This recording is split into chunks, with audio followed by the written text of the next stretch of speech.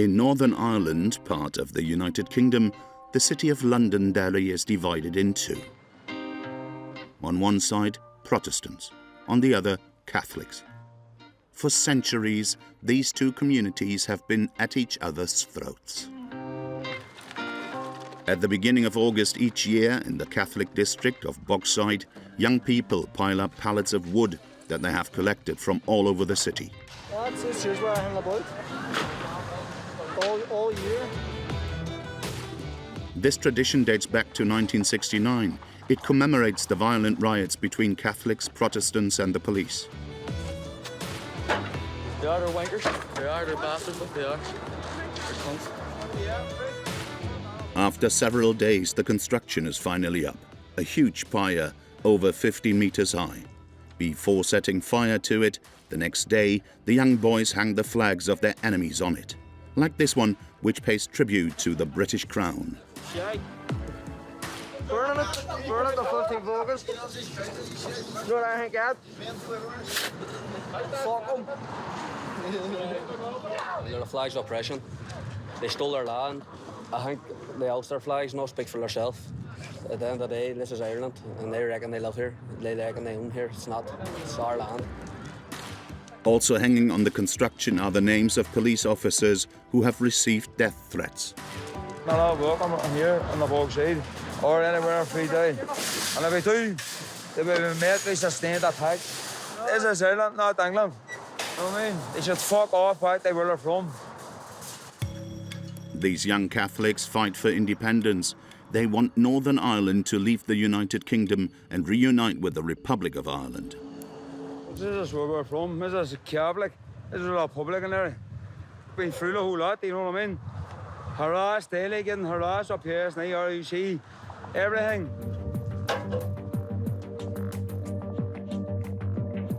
The huge pyre will be set alight tomorrow at 11 p.m. But tonight, on the other side of the wall in the Protestant quarter, the Protestants are commemorating another battle won against the Catholics over 300 years ago. The two factions celebrate two different things, but in the same way.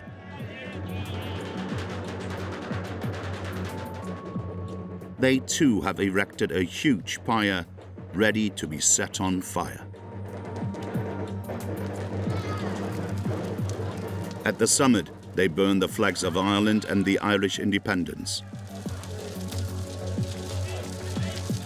A provocation for Catholics who intend to take revenge. They get at them orange bastards. Fuck them. The next day at 11 p.m, more than 2,000 people gather around the bonfire in Bogside. Best day of the year. Hey, no one beats it. Christmas. Fuck Christmas. Fuck Halloween. Fuck everything. Bonfire. Let's go.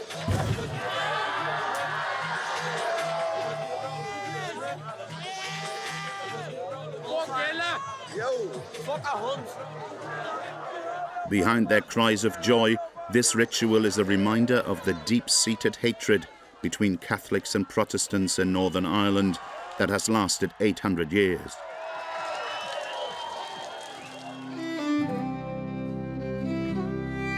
Under the possession of the Kingdom of England since the 12th century, the island of Ireland was partitioned in 1921. In the south, the Republic of Ireland, an independent country. In the northeast, Northern Ireland, which belongs to the United Kingdom. In Northern Ireland, two rival camps have coexisted for over a century. On one side, the unionists, who are mainly Protestant and loyal to the United Kingdom. There'll never be a United Ireland while I'm alive. We will always remain British, you know. On the other side, the Irish independents, mostly Catholics, who want to be reunited with the Republic of Ireland. The Irish tricolour, the tricolour is the flag of Ireland, you know, so that's our national flag. If you live in Ireland, you're Irish. Between 1968 and 1998, a fratricidal conflict left over 3,500 people dead. Another car bomb exploded close to a police roadblock. When the Ormeau Road in Belfast, the army couldn't keep apart Protestants and Catholics. Paramilitary groups carried out attacks and assassinations. In 1998, the Good Friday Agreement put an end to this civil war. But there was agreement and eventually a ceasefire. But Brexit threatened this relative peace. The UK's exit from Europe created a customs border between Great Britain and Northern Ireland. Protestant unionists fear for the future of Northern Ireland within the United Kingdom, and violence has escalated.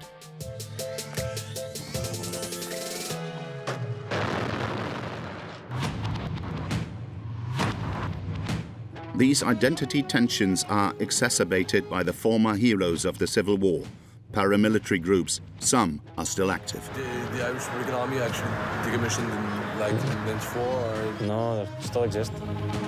Like the new Irish Republican Army, responsible for attacks and numerous murders, including that of a journalist in 2019.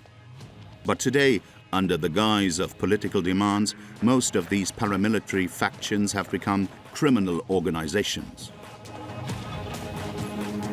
That's what it is. They're gangsters. End of story, and we don't need them. They control deprived neighborhoods and exercise parallel justice. They take access. Right. And their legs more or less hanging off, as you can see. Exceptionally, we were able to meet a former Protestant paramilitary. Somebody had a hammer as well.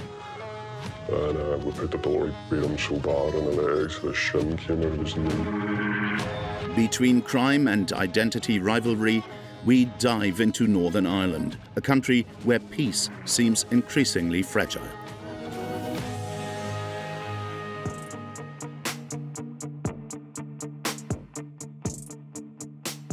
"24 years after the end of the Civil War, huge walls and fences still scar the city of Belfast, the capital of Northern Ireland. Put end to end, these walls extend over 30 kilometers. They separate the Protestant neighborhoods loyal to the British Crown from the predominantly pro-independence Catholic neighborhoods.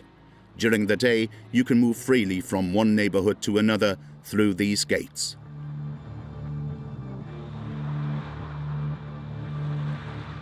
But every evening at nightfall, Joel, a security guard, has an important task. So on this side, you have the Shankill Protestant side. Just behind you there is the Falls Catholic side. At 6:30 in the evening, Joel closes the heavy metal doors. Obviously, the peace gates were introduced to sort of create a divide to stop any conflict. Thank you so much. I'm trying to leave it as long as I can before locking the gate. Because I know when I studied up the road, you know, you're trying to get home and the last thing you want to see is locked gates and you have to go the long way around. So I like to try and help people out if I can, you know. Latecomers are forced to make a diversion of several kilometers, closed gates to avoid clashes between Catholics and Protestants. Last April, riots broke out in Belfast against Brexit. Dozens of young Protestants stormed the Lanark Waygate with mortars, Molotov cocktails, and even ram cars. They forced their way in to fight the Catholics, but were interrupted by the police.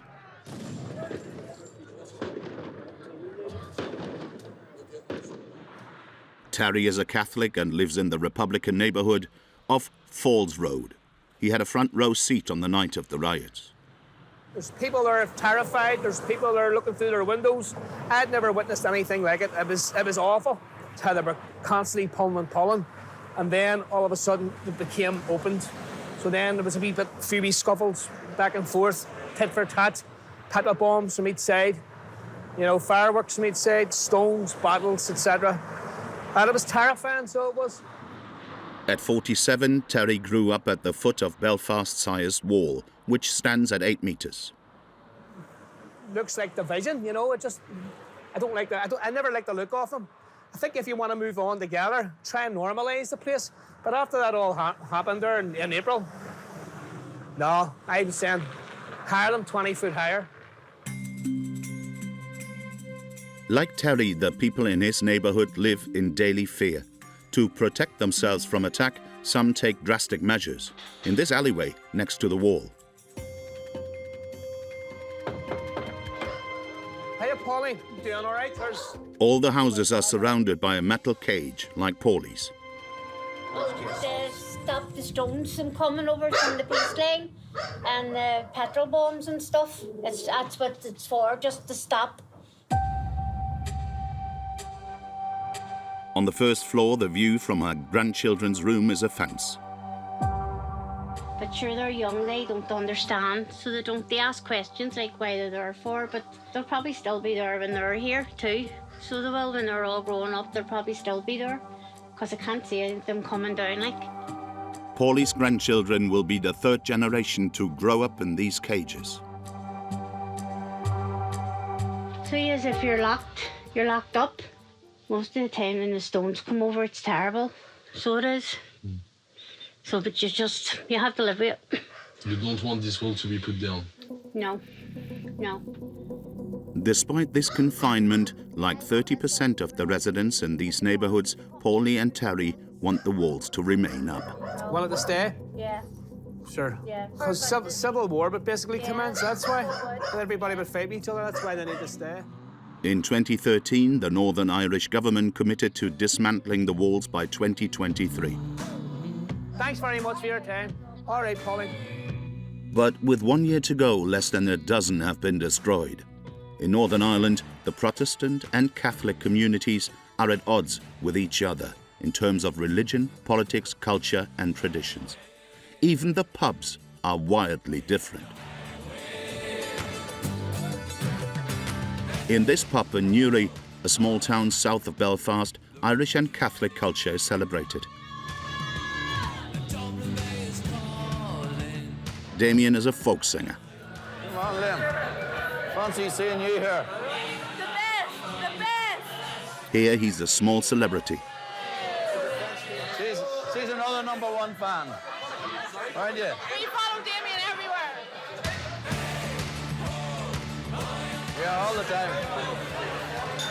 I should start charging. Damien is what you might call a rebel singer. His music speaks out against Northern Ireland's membership of the United Kingdom. Well, the Union Jack's the flag of England. The Irish tricolour, the tricolour's the flag of Ireland. You know, so that's our national flag. You live in Ireland, you're Irish. It's never too late to celebrate when you're Irish. In the lyrics of his songs, he advocates the reunification of Ireland. Well, I took a stroll down the old college road. Rabbit Sunday is the day we'll fight till for 800 more. Well, we're English, we're not British, we're not Saxon, what are we? We're Irish, as proudly up to be.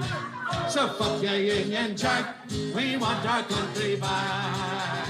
We want to show Ireland free once more. Here we go. Going home, British soldiers going home. Having got no fucking homes up their own. Our 800 years, we fought you with fears. We'll fight till for 800 more. He proclaims his hatred for the Queen. As Damien Quinn, he hits the Queen. Damien Quinn, he hits the Queen. Damien Quinn, he hits the Queen. Damien Quinn, he hits the Queen. Damien Quinn, he hits the Queen. He also pays tribute to the IRA, the Irish Republican Army, a paramilitary independence group.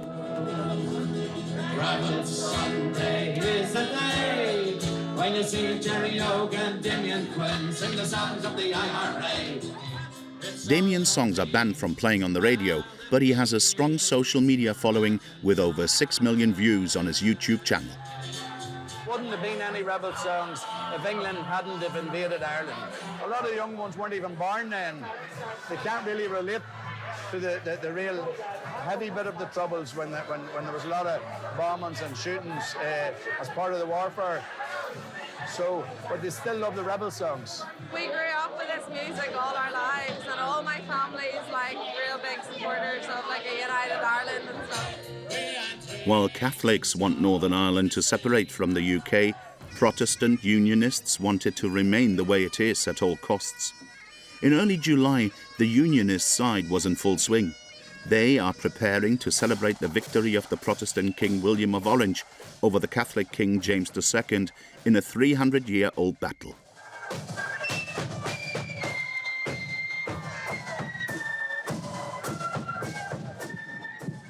The Walker family are particularly looking forward to the parades and celebrations. Sausage and bacon bobs to fill us up for the day. Darren and his son Lee are members of the Orange Order, a very conservative Protestant fraternal society that claims to be the home of King William of Orange.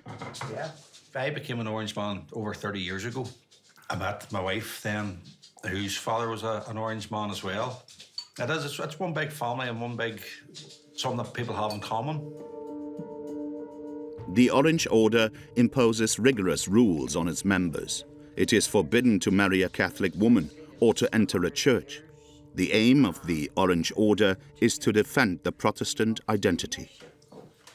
Well, today's the 12th of July, which is commemoration of the Battle of the Boyne, 1690, which is about the commemoration of King William's victory. Without his victory, Protestants would have continued to be persecuted across everywhere. At only 16 years old, Lee is already reciting an identity discourse. If you forget about what happened in the past, you'll relive it. That's the simple reality of it. And if you forget who your identity is, you're neglecting the past. This year, for the first time, Lee will march alongside his father as an adult member of the Orange Order.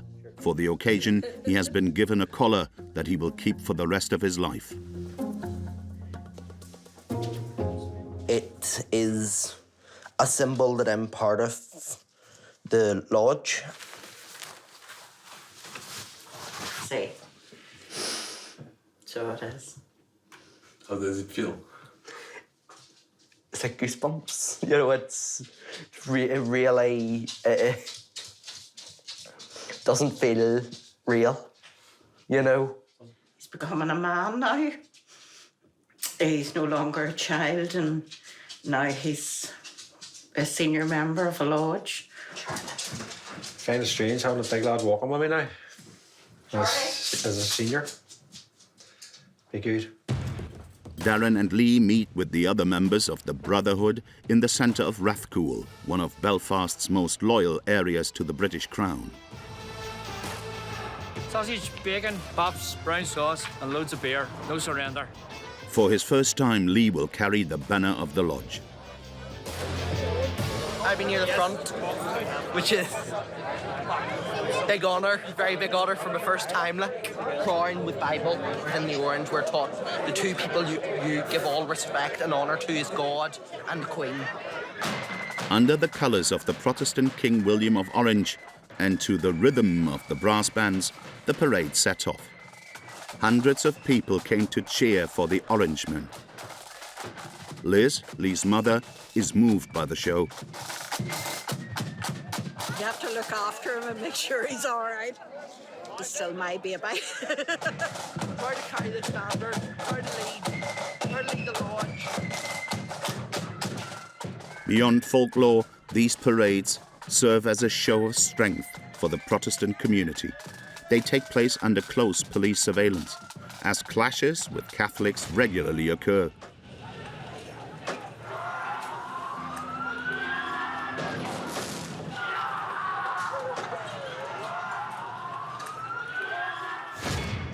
Due to COVID, the parade this year was limited to the Protestant quarters, but the speeches were still sectarian. We are Protestants. We are orange. Look at this red, white and blue. We are from Northern Ireland, not Ireland. These Irish people They're trying to take our culture from us. That is not right. We are the most patriotic part of the United Kingdom in Northern Ireland. Nobody else. Us.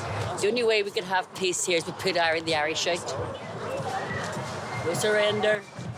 At the end of the parade, the speeches feature old resentments against the Catholics and pay tribute to the heroes of the Civil War.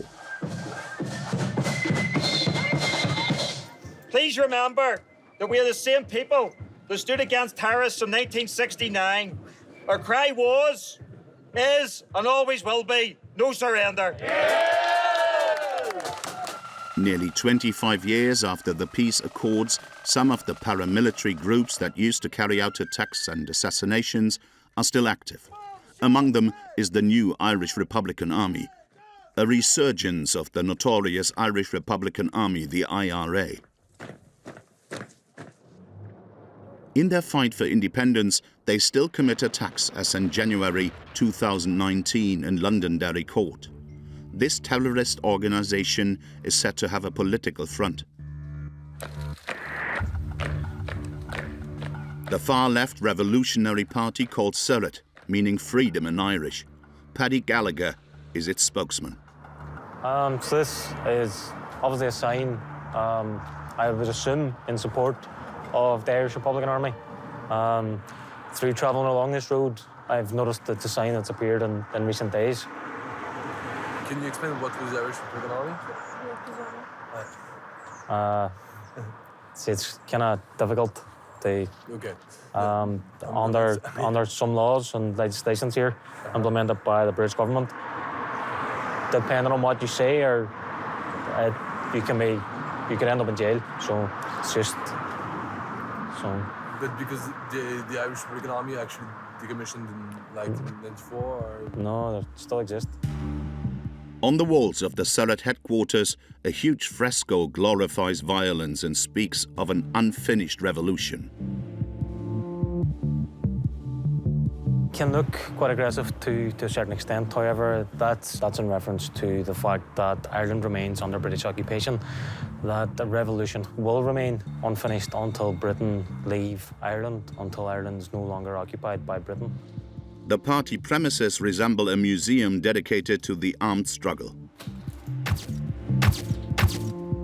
This is a cross that was made by Republican political prisoners. There are a number of political prisoners being held in both British and Irish Free State jails at the minute.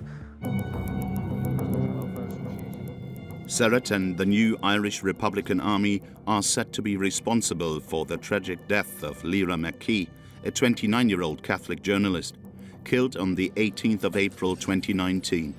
That evening, the journalist was covering a riot in Londonderry. In the crowd, a gunman jumped out and fired at the police, but he missed and shot the young woman in the head.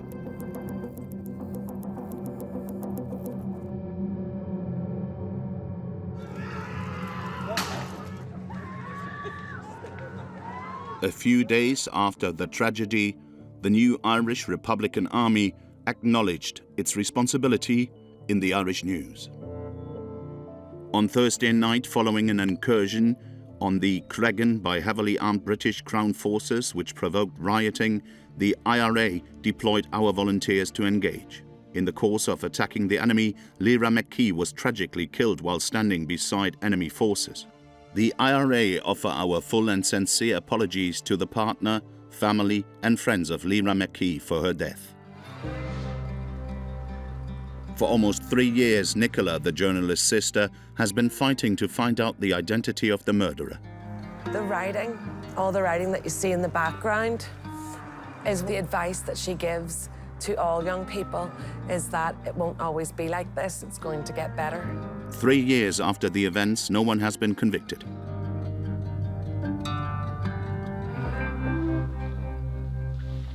We know that there were over 100 people on the ground the night that our Lyra was murdered. There are people who know who killed her. No one who was there that night actually came forward to speak out for Lyra. Due to a lack of witnesses, the police investigation has been delayed. Nicola decided to launch an appeal for witnesses. She wrote directly to all the inhabitants of the neighborhood. Almost 8,000 letters went out to the Craigan and the surrounding area.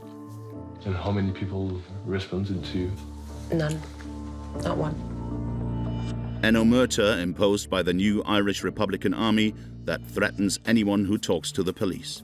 A few days after the murder, a sign was hung in the neighbourhood warning that all informers will be executed.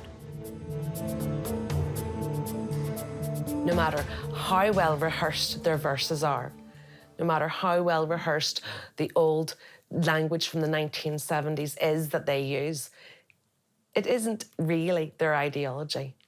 It's just a mask for criminality. That's what it is. They're gangsters. Convinced that the Surrett Party and the new IRA were in cahoots, shortly after the tragedy, the journalists' relatives placed their hands covered in red paint on the party headquarters. The man staring at them was Thomas Mallon, suspected head of the new Irish Republican Army.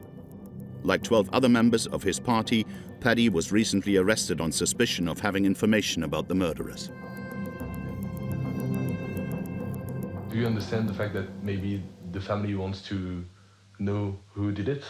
Well, again, that's down to the family to seek justice. I can't actually speak on behalf of Léire McKee's family. I can't speak on behalf of the Irish Republican Army, who actually apologised for the accidental killing of Léire McKee. Personally speaking, I wouldn't advise anyone to go to the police within occupied Ireland. If you take a look at those who have previously contacted police or informed to police, it hasn't been... can we cut that? Because I'm trying to think. Paddy recovers, but the message remains threatening. If you look again throughout history, those who have informed to British Crown Forces have been met with force from working class communities, from their own communities. So again, judging by history, it's highly unrecommended. But do you think it could sound maybe like a threat? Well, not for myself, obviously, but if you look throughout history, it's the life of an informer is not a good life. According to British intelligence, a dozen paramilitary groups are still active in Northern Ireland on both sides. Underneath their political veneer and identity claims, most of them are now criminal organisations that are notably involved in drug trafficking. In the slums, where the police only patrol in armoured vehicles, these paramilitary factions reign terror and impose their law.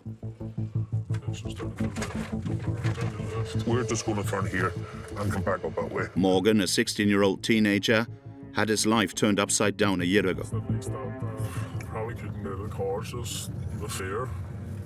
Like, just whenever I'm in these areas, just I'm constantly fearing. Finicky is where this assault took place on my son.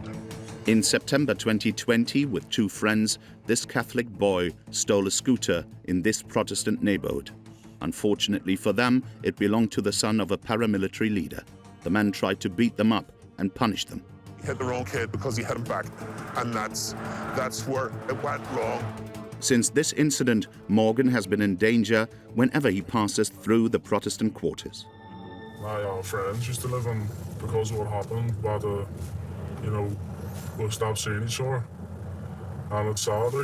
Shortly afterwards, for this simple theft of a scooter, the paramilitaries offer Morgan and his parents a punishment to repent, which they refuse. They would have sliced your hands, and not that you would probably never would have boxed again. You wouldn't have worked, because your hands would have been sliced to pieces. And that's their justice. That's what they do to people from their own community. That's what the fear they instill on people from their own community. A few days later, the police called them to warn of a possible attack.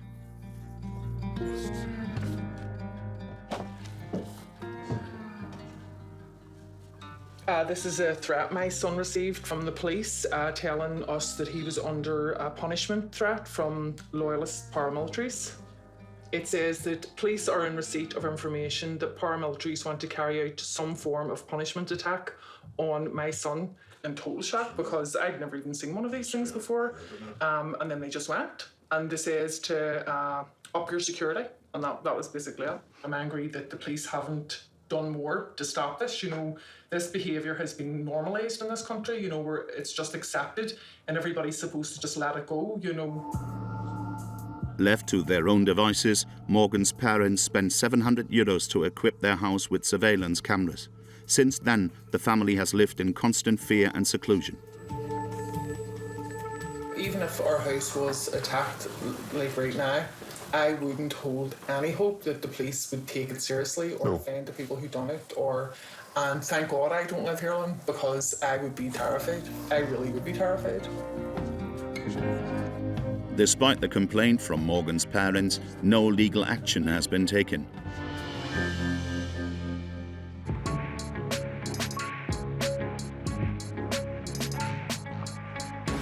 In the Catholic Republican neighbourhood of Falls Road, one of the poorest in Belfast, Stephen, a social worker, fights against the paramilitaries' hold on the youth. I grew up knowing nothing but bombs and bullets and hurt and hate. I know that youth work is successful at helping young people achieve. Stephen denounces the parallel justice they have set up and the punitive attacks they commit against their own community. What it is young people's being punished by paramilitary groups for being involved in criminal behaviour. But what it really is abuse of young people. It's child abuse. Between 2015 and 2021, 468 attacks were recorded by the police, a figure that is undoubtedly underestimated according to Stephen and the social workers in the area. The paramilitaries designate their targets by publishing lists online. And this is just one of a number of lists. There's about 3 lists at the moment. So this is the all drug dealers in Belfast and surrounding areas. We have your addresses. Stop pushing your drugs onto our streets to ruin our kids' lives. This is your final warning to anyone not named yet. If you do not cease your death dealing, then you will be executed without warning. The paramilitaries' grip is such that some targets come forward on their own accord to be beaten up or worse, shot in the knees. The victim knows that it's coming. Quite a lot of victims then prepare for it. Maybe they'll wear shorts, because that'll make it easier. Maybe they'll have towels and stuff with them, take a lot of painkillers before. To combat this scourge, Stephen and the other members participated in a Ministry of Justice prevention campaign that was broadcast on primetime television. We'll have to go, son.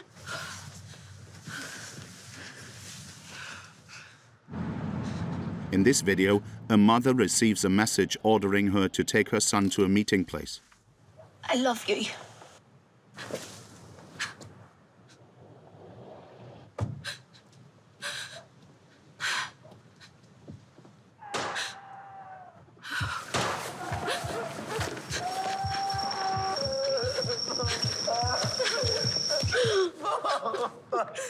This clip was filmed from 4 different perspectives: the mother, the victim, the paramilitary, and the witness.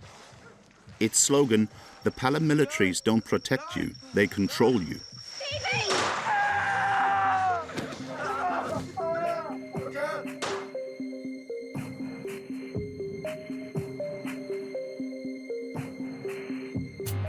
Faced with this phenomenon of punitive attacks, the Northern Irish government subsidises associations that negotiate directly with paramilitary factions, like here in Londonderry.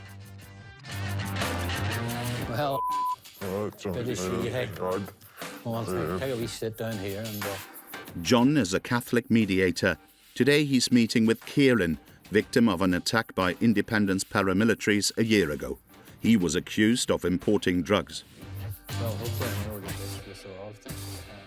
What did they use? What They weapons? used hatchets and pickaxes. Right. And then my leg was more or less hanging off, as you can see. And 290 stitches. That was the major one, like, that was the one that took a year and I'm still getting treatment for it. That was a nasty, nasty one. How long were you in hospital then? I was in the hospital the first time for 8 weeks, and then I had 8 major surgeries on my left leg. I received a plate in my right arm, plate in my right ankle. Kieran is being threatened again by paramilitaries. He has come to John for help. You've received a threat from the PSNI. PSNI just delivered the threat, like. And what did they say? It was a criminal threat this time. As we speak, we still don't know who the threat's from. The reason the paramilitaries agreed to talk to John is because of his past. During the Civil War, he fought for Irish independence. He spent 4 years in prison for possession of heavy machine guns.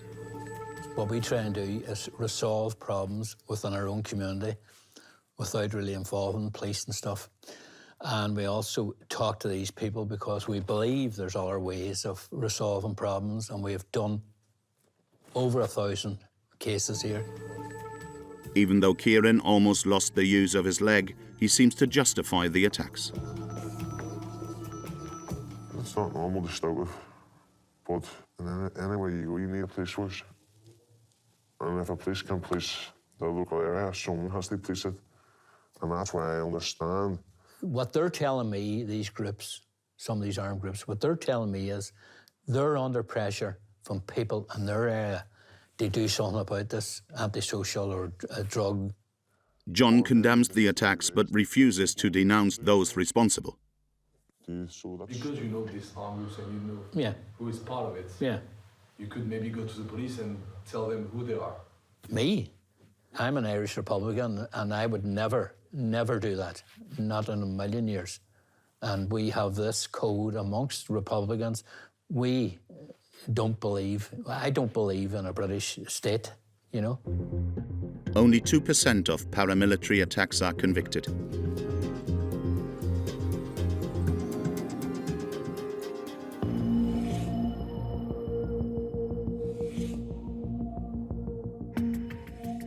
To better understand how these factions work, we contacted one of their former members.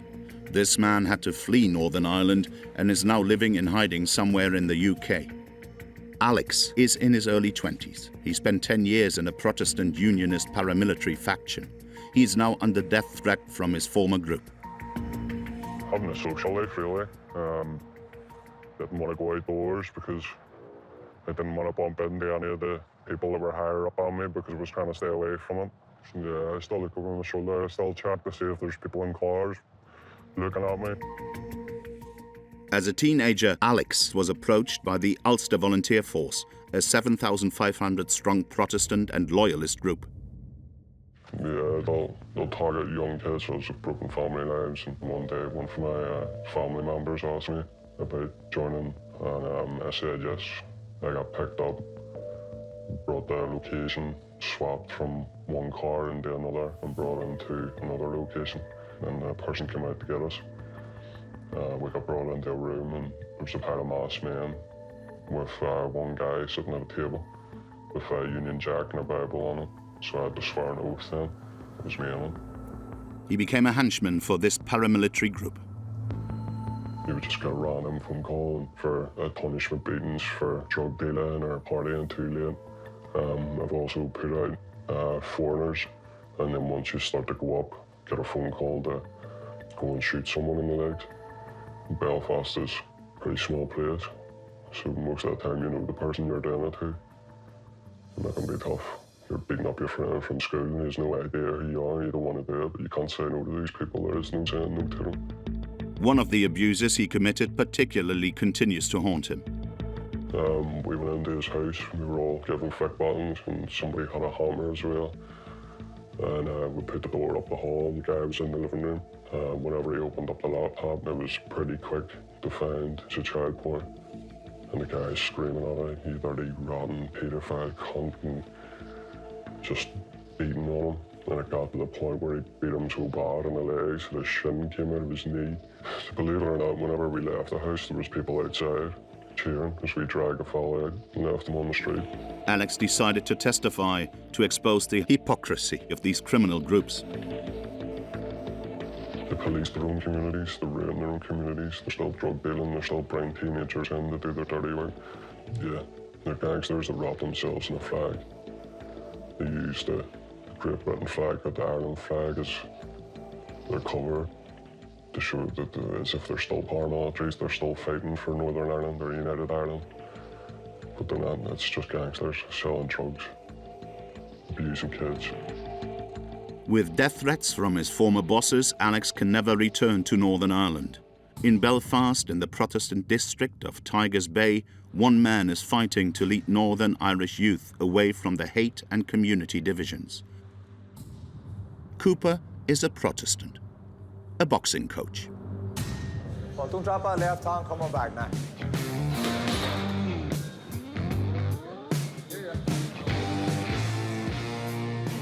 One, two, split. Put him back on the ropes. Put him back. It's in a Protestant area. Mostly Protestants, I think, come.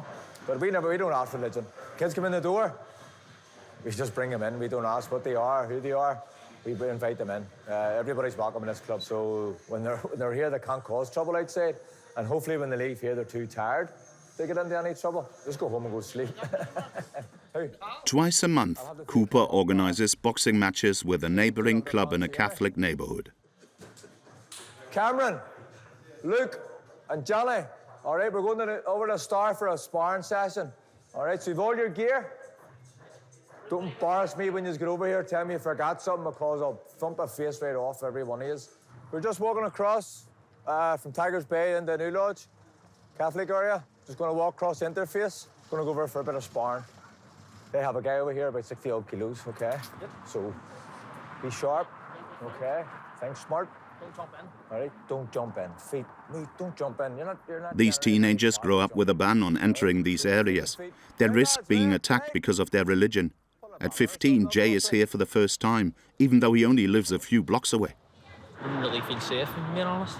I come from Woodfield, just above Shangle, and you wouldn't really be in places like these usually. It's not my community, it's not sort of the way it works. If you're not from a certain community, you'll be singled out, the place you're not supposed to be.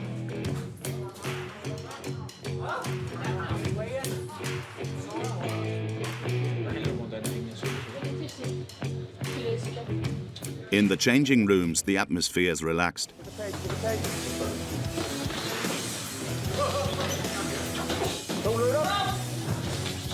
But once in the room, surrounded by 15 or so young Catholics, Jay doesn't have much to say. You'd be a bit nervous before you go in, like, but see, as soon as you win, you throw a first punch. It's brilliant. It's just enjoying it. Fun. Right, kid? I think you're in next. Yeah. Maybe you, Johnny. Maybe you in next. All right. Nice and light. Nice and light. Right. Don't jump. Then feet. All right. Sharp feet. Sharp feet. Float feints and then counter.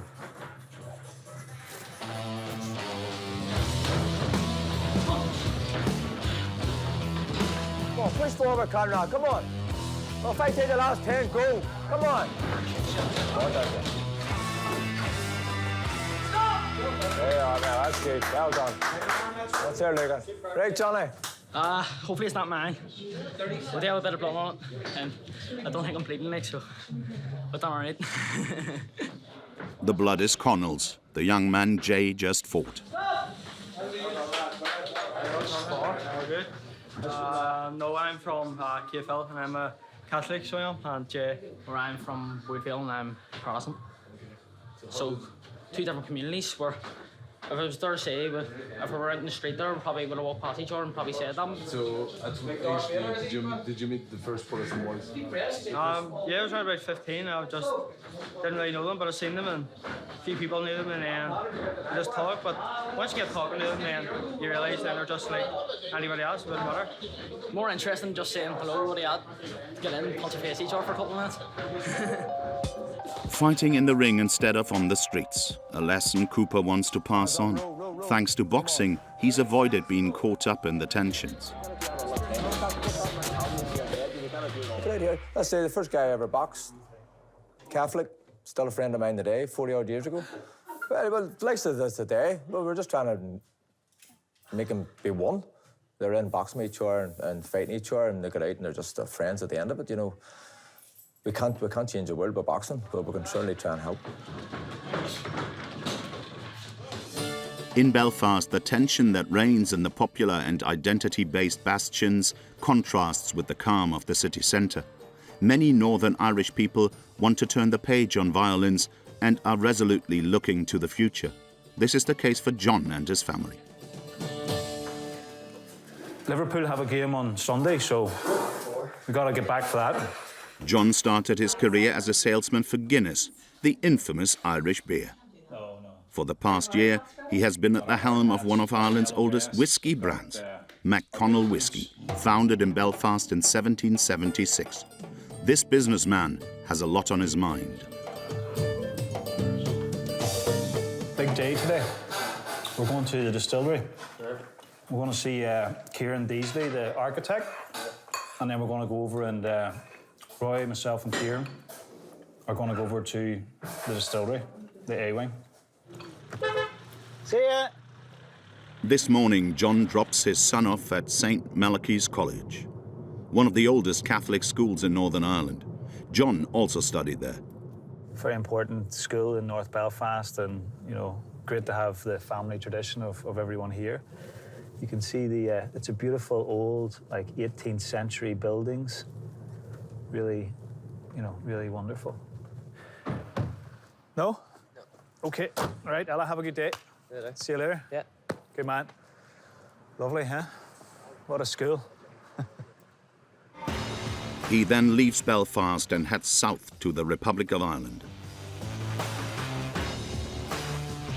This area, you know, is, I guess, known as the border area of Ireland. Since the end of the Civil War in 1998, the border has been open. My father has family in Dublin, and I, you know, distinctly remember driving north, having visited my relatives, and, you know, we would line up in our cars at a British Army checkpoint, and you would, you know, it would take time to go through the checkpoint. We're in such a better place now, you know, freedom of movement. John visits this warehouse that holds one of Ireland's treasures. These are, you know, 30-year-old, so 6 casks here are all 30-year-old. So these are the top of the tree in terms of our aged malts, absolutely. It's 30 years old, and when you think about what you're doing 30 years ago, it's incredible to think that liquid's still there. His distillery is currently located in the south of the island, but John wants to move it back to his hometown in Belfast. Any other casks in here, like Madeira? You know, I'm very proud to be Irish and very proud to sell Irish whiskey all over the world. When we build that distillery, you know, we will have Irish whiskey coming from Belfast for the first time in almost 100 years. John wants to set up this distillery in his childhood neighbourhood, near his old college in the old Crumlin Road prison, one of the most emblematic sites of the Civil War.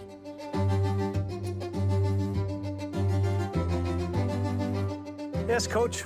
How are you? Hi, John. Good to see you. Great to see you, buddy. Great to see you. Welcome back. All good. All Welcome good. back. Can we take a wee bit With his friend Adrian, now a sports teacher, John recalls this rather eventful period. Talk about the old times. Would be brilliant. back in the day when I remember in our day, Girdwood Barracks, the army barracks was here. The helicopters were landing constantly, every hour of the day. The prison was full with prisoners. You had Republican prisoners, Loyalist prisoners. I remember at one point there was actually a protest in the prison by both the Loyalists and the Republicans, where they kind of went onto the roofs and they spent a couple of days on the roofs kind of complaining about the facilities, the conditions that they were in at the time. John now has a meeting with Kieran, his architect. How are you? Good to see you. Yeah, all good. Yeah, long time no see. £20 million to renovate the building.